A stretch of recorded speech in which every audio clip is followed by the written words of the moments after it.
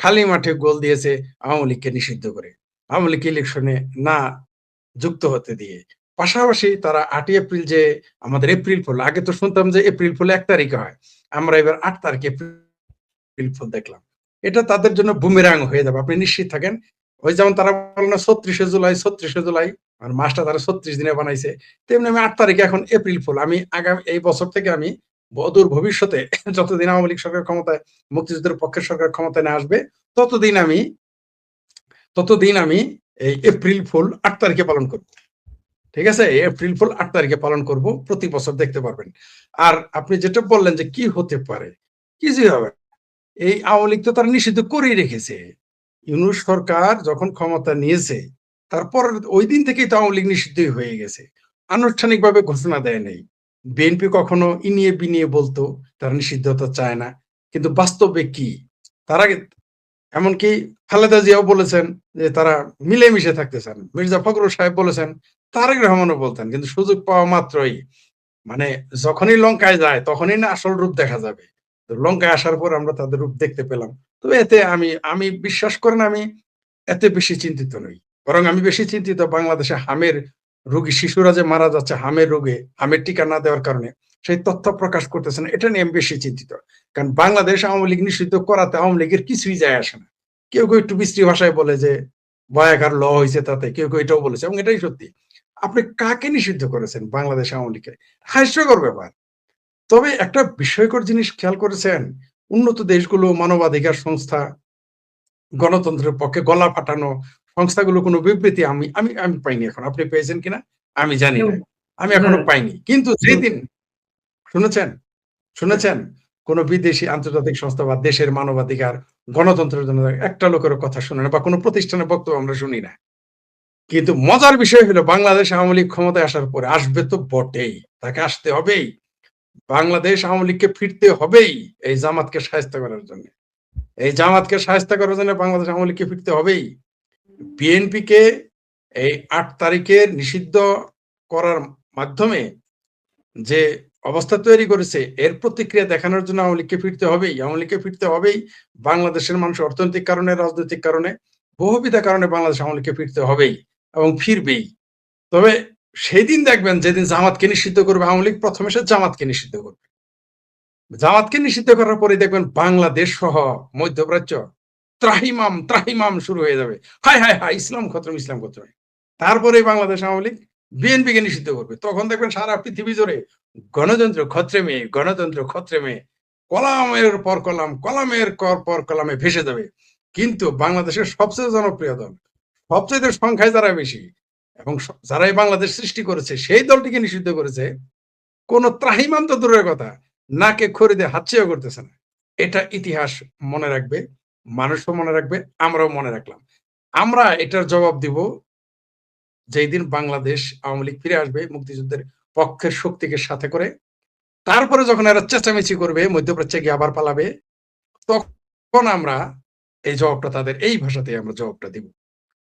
তখন আমরা বলবো, 8ই এপ্রিল আপনারা কোথায় ছিলেন নাটোরের গণতন্ত্রের বনলতা সেন, আপনারা 8ই এপ্রিল 2026-এ কোথায় ছিলেন? এই কবিতাটা তখন আমরা তাদের সামনে পাঠ করব, যদি বেঁচে থাকি, সুস্থ থাকি। আর আমি যদি মরে যাই, তবুও আপনারা যারা আছেন তারা একদিন, যারা জামাত নিষিদ্ধ করলে, বিএনপি নিষিদ্ধ করার পরে যখন তারা গণতন্ত্র খত্রমে, ইসলাম খত্রমে বলবে, তখন দয়া করে আপনারা এটা পাঠ করবেন যে 2026-এর 8ই এপ্রিল গণতন্ত্রের বনলতা সেন, আপনারা তখন কোথায় ঘুমিয়েছিলেন? এটা আপনারা দয়া করে পাঠ করবেন। জি। ওনারা কি বেঁচে আছেন? সেই যে সুলতানা কামাল সহ যারা মাঝে মাঝে নাগরিক বিবৃতি দেন মাঝে মাঝে নানা ইস্যুতে। বাংলাদেশের এখন মানবাধিকার সংস্থা, গণতন্ত্রের রক্ষক, তারপর কি কি বিশ্ববিদ্যালয়ের কি নেটওয়ার্ক, বুদ্ধিজীবী নেটওয়ার্ক, আইনের নেটওয়ার্ক, এই কি কি নামে যেন, মাঝে যারা দোকান খুলে বসেছিলেন, গণতন্ত্রের এনজিও ওয়ালা, তাদের এখন আর খুঁজে পাওয়া, তারা মারা গেছে বলা যাবে না, মারা গেলে তো গায়েবানা জানাজা হইতো, গায়েবানা জানাজা হয় নাই। এরা এখন নাকে তেল দিয়ে ওই কুম্ভকর্ণের ঘুমে আছেন, এরা তখন জাগবেন, সেই দিন তারা জাগবেন যেই দিন বাংলাদেশ আওয়ামী লীগ নিষিদ্ধ করবে, সেই দিন তারা আবার জাগবেন, আপনি নিশ্চিত থাকেন। এরা হচ্ছে, তবে বাংলাদেশ এখন স্পষ্ট, বাংলাদেশে যারা গণতন্ত্রের ঠিকাদারি নিয়েছে মানবাধিকারের, তারা বোঝা গেল যে আওয়ামী লীগ ক্ষমতায় থাকলেই কেবল তাদের এগুলো নিয়ে মাথা ব্যথা, আওয়ামী লীগ ক্ষমতায় না থাকলে তাদের এই মাথা ব্যথা নাই। কারণ তখন মাথাই থাকে না। কারণ কি? কারণ হচ্ছে যে এদের তো মাথা ব্যথা হচ্ছে মুক্তিযুদ্ধের পক্ষ শক্তি নিয়ে। এখন বোঝা গেল বাংলাদেশের যারা তথাকথিত সুশীল, কুশীল, বুদ্ধিজীবী এরা যে আসলে একটা বাটপার, এতে কোনো সন্দেহ নাই। আমরা দিই। আজকে জননেত্রী শেখ হাসিনা এই কথা তার লাইভ ভাষণে বলেছেন। বাংলাদেশ আওয়ামী লীগের পেজ থেকে দেখলাম, সেটা প্রচারিত হয়েছে, শুনলাম। সেটা আমি শেয়ারও করেছি। সেখানে দেখলাম তিনি বলেছেন এই ইউনূস বাটপার যা করেছে, আর তিনি এও বলেছেন, শেখ হাসিনা, জননেত্রী শেখ হাসিনা এও বলেছেন যে যারা আজকে এই আইন করে নিষিদ্ধ করেছে, এই আইনে একদিন তাদেরকেও দেখার কিছু ব্যাপার আছে। তিনি এরকম ইশারা, সামাজদারকে ইশারা কিছু দিয়েছেন। আমিও নিশ্চিত যে এটা এই ফাঁদে বিএনপি পড়বে, এই ফাঁদে জামাতি পড়বে। তবে বাংলাদেশ আহ, এই পাকিস্তান ন্যাশনালিস্ট পার্টি পিএনপি এবং পাকিস্তান জামাতে ইসলাম, ঠিক আছে, বাংলাদেশ পাকিস্তান জামাতে ইসলামদের যে এখন ক্ষমতায়, তারা আবার যত সহজ আওয়ামী লীগকে নিষিদ্ধ করতে পারছে, আওয়ামী লীগ আবার এত সহজ এদের নিষিদ্ধ করতে পারবে না। কারণ কি জানেন? বিএনপি বা এই যে আর পাকিস্তান জামাত পার্টি যারা আছে, মৌলবীরা, এরা কিন্তু এদের মধ্যে থেকে কোনো প্রতিবাদ ওঠে নাই। বরং আওয়ামী লীগের ভিতর থেকে কেউ কেউ তখন উহ আ একটু একটু করবে যে জামাত কেন নিষিদ্ধ হইলো, বিএনপি কেন নিষিদ্ধ হইলো, এদের ভিতর থেকে কথা উঠবে। সুতরাং মধ্যপ্রাচ্য থেকে তখন কত বুদ্ধিজীবী পয়দা হবে, আল জাজিরা, খাল জাজিরা, সাল জাজিরারা কত লম্বা লম্বা কথা তখন বলবে। আমেরিকা থেকে, ইউরোপ থেকে কত কথা বলবে। এমনকি ভারত থেকেও একটা কলাম প্রকাশিত হয় নাই। কিন্তু যেদিন জামাত নিষিদ্ধ করা হবে, বিএনপি নিষিদ্ধ করা হবে, এই পশ্চিমবঙ্গের চিঙ্কু বামেরা, ভারতের চিঙ্কু বামেরা, অরুণ ধুতিরা, তারপর আরো কি কি যেন আছে, সরা ভাস্কর, মরা ভাস্কর, করা ভাস্কর, কমরেড সেলিমেরা ফেলিমেরা, দেখবেন তখন কত কলাম তারা লিখবে। বাংলাদেশ গণতন্ত্র ক্ষত্রে মেয়ে, বাংলাদেশে মানবাধিকার লঙ্ঘন হচ্ছে। এখন কোনো কথা নাই। বাংলাদেশ আওয়ামী লীগ যে নিষিদ্ধ হলো, পশ্চিমবঙ্গ বাংলাদেশ আওয়ামী লীগ যে নিষিদ্ধ হলো, আমাদের খুব নামকরা কয়েকজন সম্পাদক আছেন যারা এই ইস্যুতে খুব বাংলাদেশকে জন্ম দিয়েছে। গুরুত্বপূর্ণ কথাবার্তা বলেন। প্রথম আলো মতিউর রহমান, ডেইলি স্টারের মাহফুজা নাম, বাংলা বাজার প্রতি মতিউর রহমান চৌধুরী, নুরুল কবির, তার খুব ও, কিন্তু এরা দেশে চিন্তিত। আছে, এরা দেশে আছে। আমি তো ভাবছি এরা উমরা হজে গেছে। কারণ উমরা হজে গেলে আর মোরাকাবায় থাকলে তো কিছু কথা বলা যায় না, এটা জানেন না আপনারা? এরা তো এখন উমরা হজ আর মোরাকাবায় আছে। রোজার পরে এরা মোরাকাবায় করছে। এরা এখন কথা, মোরাকাবায় তো দুনিয়াবি কোনো কাজ করা যাবে না। তাই মতিউর ফতিউর, নুরুল কবির ফবির, চিঙ্গোবাম মিঙ্গোবাম সিঙ্গোবাম, এরা এখন মোরাকাবাতে আছে। মোরাকাবায় দুনিয়াবি কথা বলা হারাম। তাই তারা এখন কেন তাদের নাম নিচ্ছেন আপনি? এরা তো মহাজ্ঞানী মহাজন, যে পথে যে করে গমন। আরেকজন আমাদের এরা যে খুব পথে যাবে সে পথে আমাদের বরণ ঘনিষ্ঠ করতে হবে। একজন মানুষ, কারণ টাকায় আনিসুল কথা হক। বলে, ডলারে কথা আনিস বলে। আনিসুল হক, তিনি রংপুর যাচ্ছেন, দেশের বিভিন্ন জায়গায় যাচ্ছেন, ছবি পোস্ট করতেছেন। আওয়ামী লীগ যে তার যে একটা সংগঠন, যে সংগঠনের মাধ্যমে তিনি আসলেন, তৈরি হলেন, এই সংগঠন যে নিষিদ্ধ করা হয়েছে, তিনি সম্ভবত এখনো খবর পান নাই। কোন পোস্টে কিন্তু উল্লেখ নেই কিন্তু সেটা। জি, জি, বুঝি নাই। আবার একটু বলেন। আমি যে নেটওয়ার্কের সময় ঠিক করলাম এটা। জি, বলেন। আনিসুল হক আমাদের খুব প্রিয় একজন মানুষ, যিনি আওয়ামী লীগের তৈরি একজন মানুষ, ছাত্রলীগের তৈরি একজন মানুষ। তিনি রংপুর যাচ্ছেন, দেশের বিভিন্ন জায়গায় যাচ্ছেন, পোস্ট করতেছেন। তার দলটা যে নিষিদ্ধ করা হয়েছে, তিনি কিন্তু প্রথম আলোতে চাকরি করলে সব কথা বলা যায় না। আপনারা বুঝতেতে পারতেছেন না। এই সুশীলেরা কার পয়সায় চলে, এটা তো আগে আপনাকে জানতে হবে। আওয়ামী লীগের তো এটাই প্রবলেম। আওয়ামী লীগ সবসময় ভুল নার্সিং করে। আওয়ামী লীগকে দেখবেন ভুল জায়গায় এরা নার্সিং করে। এরা বুঝে উঠতে পারে না। আর আমরা এটা বললে তারা রাগ করতে পারে। এই যাদের নাম নিলেন, আওয়ামী লীগের আমলে সে কি সুবিধা নেয় নাই, কি সুবিধা নেয় নাই। পরে আবার দেখলাম ঠিক আসিফ সারের পিছনে পিছনে মুরগির বাচ্চার মতো দৌড়ায়। এরা এইরকমই। এরা সুবিধা আদায় করার জন্য। আবার দেখবেন আওয়ামী লীগ ক্ষমতায় আসলে এরাই গিয়ে ওইখানে থাকবে। ওইখানে না, ওই জায়গা, ওই গণভবনে আপনিও যেতে পারবেন না। আপনি হয়তো যেতে পারবেন, আমি যেতে পারবো না। ওইখানে তখন এই সমস্ত যারা এই যে এই লোকদেরই সুযোগ দিবে, যারা আওয়ামী লীগের ক্ষতি করেছে এবং অদূর ভবিষ্যতে ক্ষতি করবে, তাদেরই সম্ভবত জায়গা দিবে। তবে তৃণমূলেরা এবার কিন্তু তাদের চোখ সিসি ক্যামেরার মতো রেডি রাখবে। যেইখানে এদের পাবে সেইখানে এদের দৌড়ানি দিতে পারে।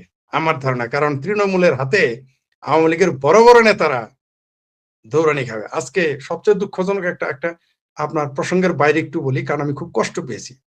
আমি তখন আমি আজকে ঘুম থেকে দেরি করে উঠেছি। সকালে একবার উঠার পর আবার ভুলে ঘুমিয়ে গিয়েছিলাম।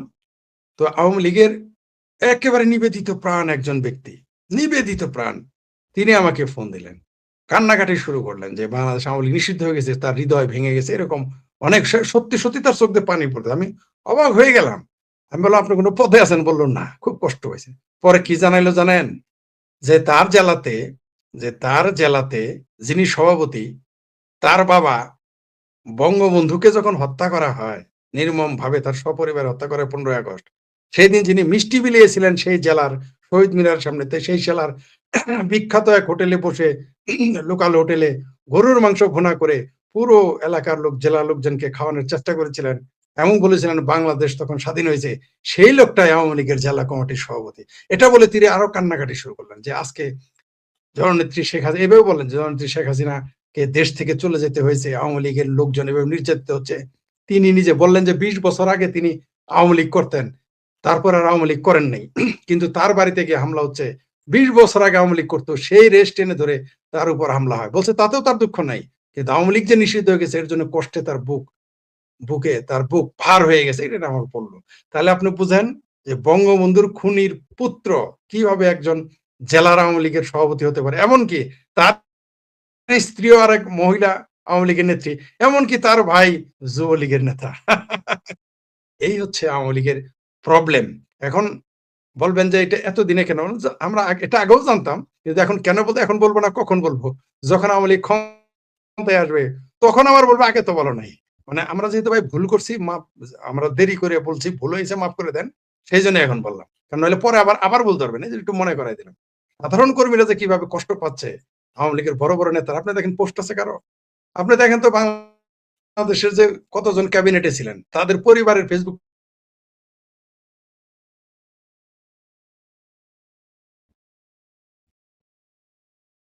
ফরিদের ইন্টারনেটটা মনে হয় একটু সমস্যা হচ্ছে। তার ছবিটা স্টিল হয়ে গেছে। তো ইন্টারনেটটা আবার সংযুক্ত হওয়ার স্বাভাবিক আমরা আশা করছি। আমার নেটওয়ার্কের সমস্যা হচ্ছে। হ্যাঁ, আমাদের এখানে একজন লিখেছেন, তার নাম হচ্ছে উনি লিখেছেন বীর মুক্তিযোদ্ধা ফজলুর রহমানের কথা। যিনি বঙ্গবন্ধুর কথায় জয় বাংলার বলার চ্যাম্পিয়ন, তিনি একসময় আওয়ামী লীগ দলটা করতেন। তিনি কিন্তু হাত তুলে আওয়ামী লীগ নিষিদ্ধে ভূমিকা রেখেছেন কিন্তু।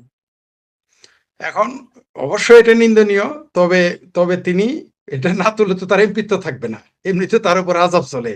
এমনিতে তারে বলা হয় আওয়ামী লীগের দালাল বলে। তিনি যদি সংসদে অনুপস্থিত থাকতেন, তিনি যদি এটা একটা কৌশল সংসদে তিনি করতে পারেন। অনুপস্থিত তিনি একটা থাকলে তো কেউ কৌশল তাকে করতে পারতেন যে যে তিনি অসুস্থ, তিনি উপস্থিত ছিলেন না। এটা তিনি কৌশল নিতে পারতেন। এই চালাকিটা তিনি করতে পারতেন।